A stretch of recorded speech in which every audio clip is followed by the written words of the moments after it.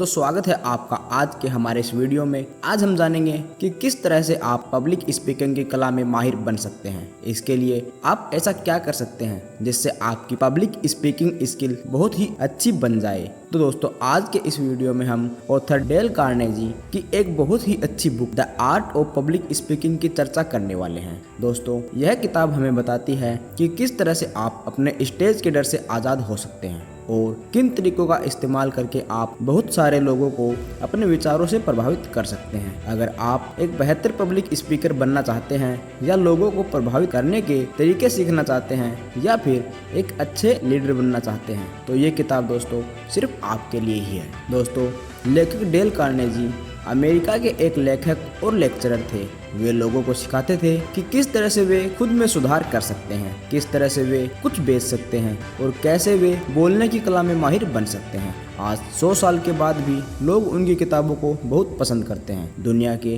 किसी भी कामयाब व्यक्ति को ले लीजिए, उसमें यह ताकत होती है कि वो बहुत से लोगों को एक साथ प्रभावित कर सकता है। लेकिन बहुत से लोग स्टेज के नाम से ही कांपने लगते हैं। कामयाब तो हर कोई बनना चाहता है, लेकिन यह वो डर है जिससे लड़ने जाने पर बड़े से बड़ा आदमी एक बार जरूर घबराता है। यह किताब आपके इस डर का समाधान है। यह आपको बताती है कि किस तरह से आप पब्लिक स्पीकिंग की कला में माहिर बन सकते हैं। अगर आपको जानना है कि किस तरीके से आप पब्लिक स्पीकिंग सीख सकते हैं या किस तरह से आप गले और फेफड़े की कसरत करके अपनी आवाज़ को बेहतर बना सकते हैं, या फिर अगर आप जानना चाहते हैं कि अपने सुनने वालों को एक भीड़ में इकट्ठा करना जरूरी क्यों है दोस्तों, तो ये सब बातें जानने के लिए हमारे वीडियो को अंत तक जरूर देखें। तो दोस्तों पॉइंट नंबर 1 है, एक बेहतर पब्लिक स्पीकर बनने के लिए आपको खुद के बारे में ना सोचकर अपने टॉपिक के बारे में सोचना चाहिए। दोस्तों हम सभी लोग गाड़ी चलाना किताब पढ़कर नहीं सीख सकते। अगर किसी भी व्यक्ति को गाड़ी चलाना सीखना होता है तो वो उसे चलाकर ही सीख सकता है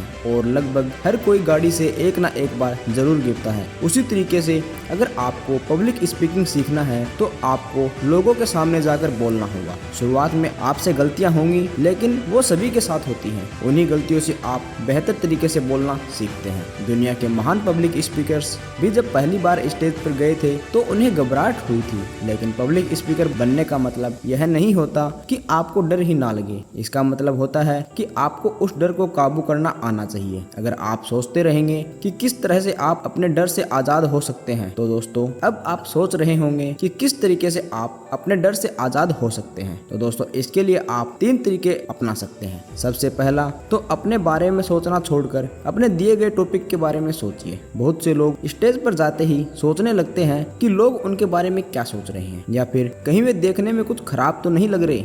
आप यह सब ना सोचकर अपने उस मैसेज पर ध्यान दीजिए जो आप लोगों तक पहुंचाने के लिए आए हैं। इसके बाद अपनी बात को पहले से ही तैयार करके जाएं। बहुत से लोग बिना तैयारी किए स्टेज पर चले जाते हैं और वहां जाकर यह भूल जाते हैं कि उन्हें बोलना क्या था। इस तरह से वे और घबराने लगते हैं। इसलिए हमेशा अपने स्पीच को याद और प्रैक्टिस करके जाएं। इसके बाद अंत में जब आप बोलने के लिए जाएं तो यह उम्मीद कीजिए कि आप असल में बोलने में कामयाब होंगे और अपनी विनम्रता को बनाए रखें। अपने डर को बगल में रखकर एक खुले दिमाग के साथ बोलिए। शुरुआत में सभी खराब करते हैं, लेकिन कुछ वक्त प्रैक्टिस करने के बाद सारे ही लोग अच्छा बोलने लगते हैं। दोस्तों पॉइंट नंबर 2 है, एक टोन में ना बोलकर अपनी बात के जरूरी शब्दों पर जोर दीजिए। दोस्तों गाने सुनते वक्त आपने यह देखा होगा कि उसमें अलग अलग धुन का इस्तेमाल होता है। जरा सोचिए आपका मनपसंद गाना सुनने में कैसा लगता अगर उसमें सिर्फ एक तरह का धुन बजता और गाने वाला सिर्फ एक टोन में गाया जाता। कोई भी चीज अगर पूरी तरह से सिर्फ एक खूबी को दिखाए तो वो कभी खूबसूरत नहीं लगती। सोचिए अगर दुनिया सिर्फ एक ही रंग में रंगी होती तो कैसा लगता। आपके आसपास हर जगह सब कुछ सफेद रंग का होता तो कैसा लगता। कहने का मतलब यह है कि बोलते वक्त कभी इस तरह से मत बोलिए कि सुनने वालों को लगे आप रट कर कुछ बोल रहे हैं। अपने टोन को जरूरत के हिसाब से बदलते रहिए और अपने वाक्य में जरूरी हिस्सों पर जोर देकर बोलिए। एग्जाम्पल के लिए अगर आपको कहना है कामयाबी आपकी किस्मत का नतीजा नहीं बल्कि आपके कर्मों का नतीजा है, तो यहाँ पर आप इस वाक्य के कुछ जरूरी शब्दों को पहचानिए, जैसा कामयाबी, किस्मत, कर्मों और नतीजा। अब आप इन जरूरी शब्दों को थोड़ा सा जोर देकर बोलिए ताकि ये शब्द सुनने में बाकी शब्दों से कुछ अलग लगे। जोर देकर बोलने का मतलब यह नहीं है कि आप उन्हें चिल्लाकर कहें। इसका मतलब यह है कि उसे कुछ अलग तरीके से कहना ताकि सुनने वाला यह समझ जाए कि वो शब्द वाक्य में जरूरी शब्द हैं। अगर आप जोर से बोल रहे थे तो उन जरूरी शब्दों को आराम से कहिए। अगर आप आराम से बोल रहे थे तो उन जरूरी शब्दों को जोर से कहिए, या फिर आप उसे अपने स्टाइल में कुछ अलग तरीके से कहने की कोशिश कीजिए ताकि वो बाकी शब्दों से अलग लगे।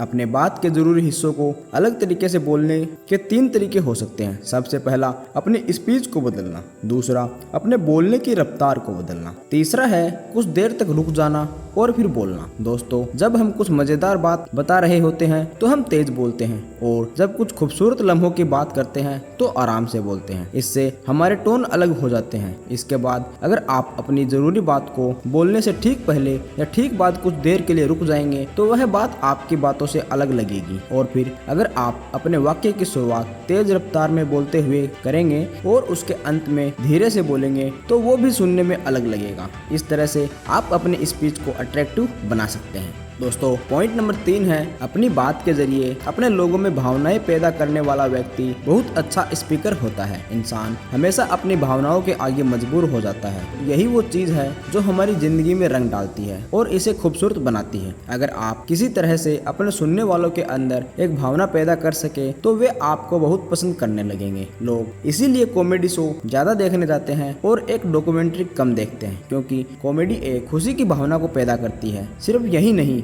सेल्स में भी जब हम ग्राहक की भावनाओं पर ज्यादा ध्यान देते हैं तो हम अपने प्रोडक्ट को आसानी से बेच पाते हैं। लोग नया आईफोन इसलिए नहीं खरीदते क्योंकि वो अच्छा है। आईफोन ऐसा कोई भी फीचर नहीं देता जो सैमसंग या ओप्पो या वीवो नहीं देते। लेकिन अगर आपके सामने आईफोन और दूसरे स्मार्टफोन रख दिए जाएं तो संभावना ज्यादा है कि आप आईफोन को चुनेंगे, क्योंकि लोगों को लगता है कि उसे इस्तेमाल करने से उनका दर्जा स्टेटस उठ जाता है। दोस्तों, भावनाएं हमारी जिंदगी को चलाती हैं, इसलिए अगर आप किसी तरह से भावनाओं पर काबू पा लें तो आप लोगों के दिलों पर काबू पा सकते हैं। आसान शब्दों में प्रैक्टिस करके आप जिस भी टॉपिक पर बोल रहे हैं आपको उसके अंदर पूरी तरह से घुसना होगा। उसे अपनी आत्मा में बसा लीजिए और उसमें पूरी तरह से उतर जाइए। जब एक्सपर्ट अपने रोल की तैयारी करते हैं तो वे उसमें भावनाएं पैदा करने के लिए पूरी तरह से कैरेक्टर में उतर जाते हैं। शूटिंग के कुछ घंटे पहले से ही वे खुद को एक कमरे में बंद कर लेते हैं और सिर्फ एक सीन के लिए प्रैक्टिस करते रहते हैं। इस तरह से वे देखने वालों के अंदर भावनाएं पैदा कर पाते हैं और उनका दिल जीत पाते हैं। अगर आपको भी ऐसा करना है तो आपको भी अपने टॉपिक को अच्छी तरह से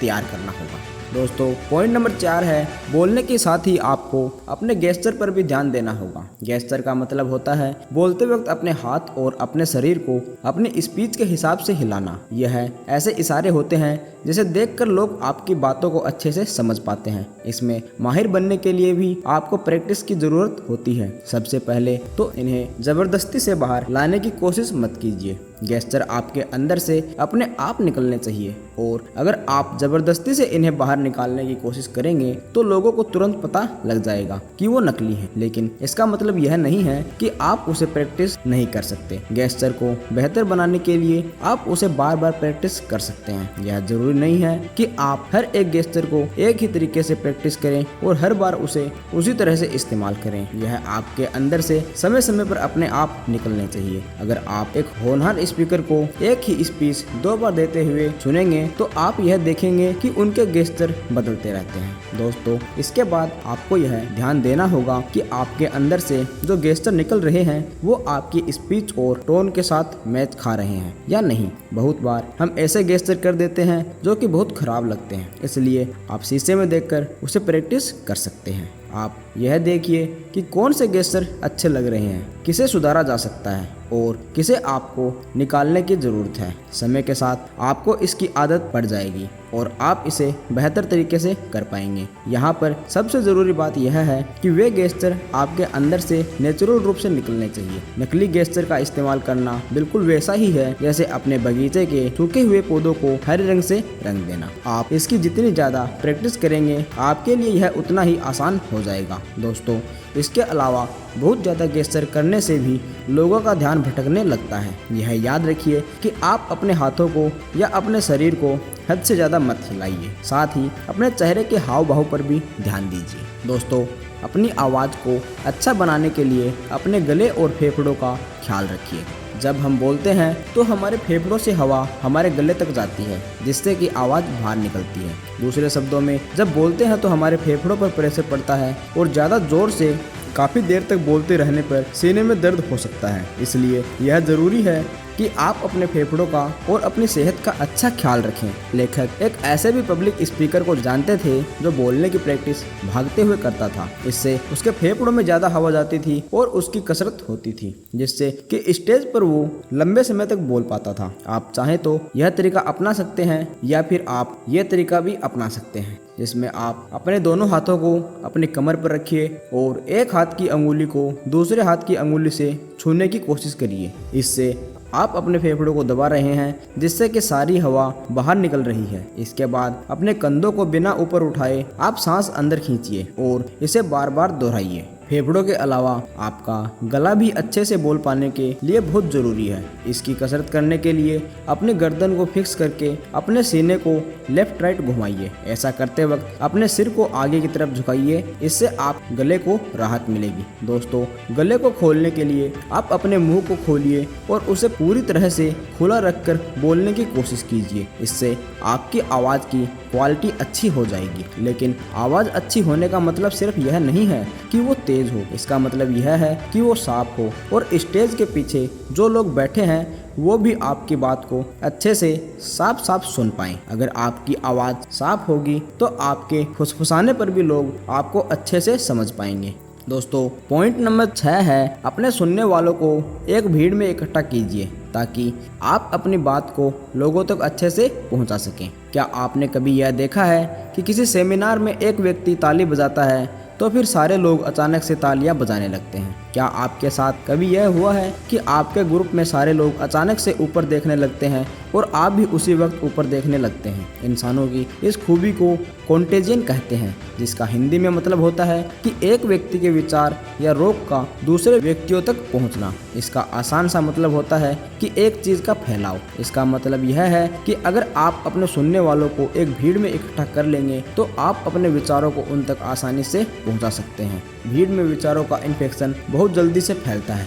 अगर एक भीड़ भरी जगह पर एक व्यक्ति अचानक से चिल्लाने लगे, आग आग भागो भागो, तो सारे लोग पागलों की तरह भागने लगेंगे। इसलिए अगर आप चाहते हैं कि सब लोग आपके विचारों को सुने तो उन्हें अलग अलग मत बैठने दीजिए। उन सभी को एक भीड़ में इकट्ठा कर लीजिए। यह करने के लिए आप सबसे पहले उन अलग बैठे हुए लोगों के पास चलते हुए जाइए और उनकी ज़रूरतों के बारे में, डर के बारे में और भावनाओं के बारे में बात कीजिए। जब एक बार उन अलग बैठे लोगों को लगने लगेगा कि यहाँ पर उसके जैसे विचार वाले लोग बैठे हैं तो वो भीड़ में जाकर मिल जाएंगे और आपकी बात को अच्छे से सुनने लगेंगे। लेकिन बहुत से लोग इस बात को नहीं मानते कि भीड़ में बैठने पर सारे लोग एक तरह से सोचते हैं। अगर आपको इस बात पर अभी भी शक है तो इतिहास के एक एग्जाम्पल पर नजर डालिए। 19वीं शताब्दी में सोवियत की सरकार ने यह नियम लागू किया कि कोई भी कहीं भी भीड़ नहीं लगाएगा। उन लोगों को इस बात का डर था कि अगर सारे लोग एक साथ आने लगेंगे तो सरकार से बगावत करने की चाहत अचानक से फैलने लगेगी और उन लोगों को हड़ताल का सामना करना पड़ सकता है। इसलिए आपको भीड़ इकट्ठा करने की काबिलियत अपने अंदर विकसित करनी होगी, क्योंकि इसमें वो ताकत है जिसे सरकार भी गिराई जा सकती है। दोस्तों, पॉइंट नंबर 7 है, अपने सुनने वालों को एक कहानी सुनाइए ताकि वे कल्पना कर सकें। ज़्यादातर लोगों को जानकारी, नंबर्स और स्टैटिस्टिक्स कम पसंद होते हैं। लोगों को यह जानने में बिल्कुल मज़ा नहीं आता कि पिछले 10 सालों में सिगरेट या शराब पीने से कितने लोगों की मौत हुई है। अगर आप अपने टॉपिक में बहुत सी जानकारी डाल देंगे तो वो एकदम सूखी हुई लगेगी। उसमें रस भरने के लिए आपको उसे मज़ेदार बनाना होगा। किसी भी चीज़ को मज़ेदार बनाने के लिए कहानियों का इस्तेमाल कीजिए। कहानी सुनने पर हम कल्पना करने लगते हैं, हम अपने दिमाग में अलग अलग जगहों पर जाने लगते हैं और इस तरह से हम बोलने वाले की बात को कुछ ज़्यादा ध्यान से सुनते हैं। इसलिए अगर आप अपनी उसी बात में एक शराबी की कहानी के जरिए लोगों को इससे होने वाले नुकसान के बारे में बताएंगे तो लोग उसे ज़्यादा अच्छे से सुनेंगे। आप उन्हें बताइए कि किस तरह से वो व्यक्ति रोज शराब पीकर अपनी पत्नी से झगड़ा करता था और अपने बच्चों को मारता था। इस तरह से कहानियां लोगों की भावनाओं के साथ खेलती हैं और उन्हें आपसे चिपका कर रखती हैं। इसके बाद आप खुद भी अपनी कल्पना का इस्तेमाल कीजिए। अपनी स्पीच को तैयार करते वक्त यह कल्पना कीजिए कि आपके सामने बहुत से लोग आपको सुनने के लिए बैठे और वे आपको सुन रहे हैं। यह सोचने की कोशिश कीजिए कि आप उनके सामने किस तरह से बोलेंगे और आपकी बात को सुनने के बाद उनके क्या हाव भाव होंगे। जब आप अपने दिमाग में अपने सुनने वालों को साफ साफ अपने सामने देखने लगे तो यह कल्पना कीजिए कि आप उनके सामने बोलने पर कौन कौन से गेस्चर कर रहे हैं। दोस्तों, पब्लिक स्पीकिंग का काम भी एक कवि या लेखक के काम की तरह होता है। अगर आप अपनी बात के जरिए लोगों के दिमाग में एक चित्र बना सकते हैं तो आप भी एक अच्छे पब्लिक स्पीकर बन सकते हैं। तो दोस्तों, अंत में मैं आपसे यही कहना चाहूँगा कि हर कला की तरह पब्लिक स्पीकिंग की कला को भी प्रैक्टिस करके सीख सकते हैं। स्टेज पर जाने से पहले अपने टॉपिक को अच्छे से तैयार कीजिए और साथ ही अपनी सेहत का अच्छा ख्याल रखिए ताकि आप लंबे समय तक अच्छे से बोल सकें। अपनी बात के जरिए लोगों में भावनाएं पैदा करने की कोशिश कीजिए। हर रोज अच्छे से प्रैक्टिस करके आप इसे बेहतर बना सकते हैं। तो दोस्तों, यह था आज का हमारा video the art of public speaking book पर। तो दोस्तों, आप भी अगर इस बुक को पूरा पढ़ना चाहते हैं तो आप हमारे डिस्क्रिप्शन की बाइंग लिंक पर जाकर इस बुक को परचेज कर सकते हैं। अगर आप भी अपनी ज़िंदगी में बार बार फेल हो रहे हैं और आपको भी फेल होने में डर लगता है तो आप हमारी इस बुक की समरी सुन सकते हैं। तो मिलते हैं हम आपसे वहीं पे। तब तक के लिए जय हिंद।